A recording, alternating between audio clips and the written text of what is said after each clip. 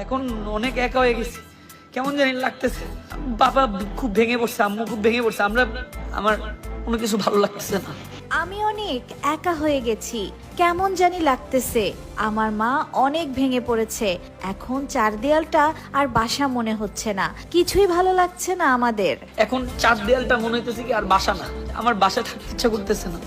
বাবা গ্রেফতার হওয়ার পর লাইভে এসে এভাবেই হাউমাউ করে কেঁদে যাচ্ছেন ইউটিউবার তৌহিদ আফ্রিদি। আমি আমাদের বাসার মধ্যে একটা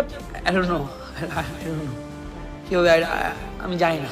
কথাগুলো বলতে বলতে বাবার জন্য কেঁদে কেঁদে দোয়া চেয়েছেন আফ্রিদি। আর সবাই দোয়া করবেন।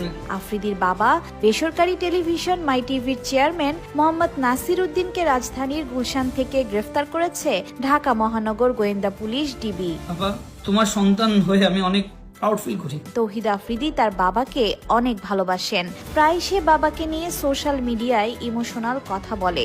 আফ্রিদি ছোটবেলা থেকেই তার বাবার মতো হতে চেয়েছেন। বাবাকে উদ্দেশ্য করে আফ্রিদি বলেন, আমি তোমার সন্তান হয়ে অনেক প্রাউড ফিল করি।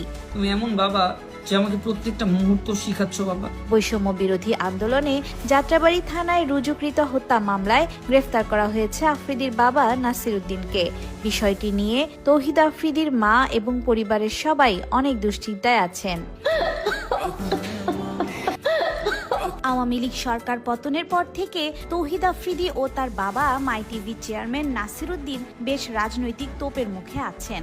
বলতে গেলে তৌহিদ আফ্রিদি সোশ্যাল মিডিয়া এবং ইউটিউব থেকে অনেকটা গায়েব হয়ে গেছেন। ফ্যাসিস্ট সরকারের পক্ষে থাকায় আফ্রিদিকে অনেকেই বয়কট করেছে সোশ্যাল মিডিয়া থেকে। এখন আর আগের মতো ভিডিও তৈরি করেন না তিনি। সব মিলিয়ে মানসিকভাবে বেশ বিপর্যস্ত হয়ে পড়েছেন তৌহিদ আফ্রিদি।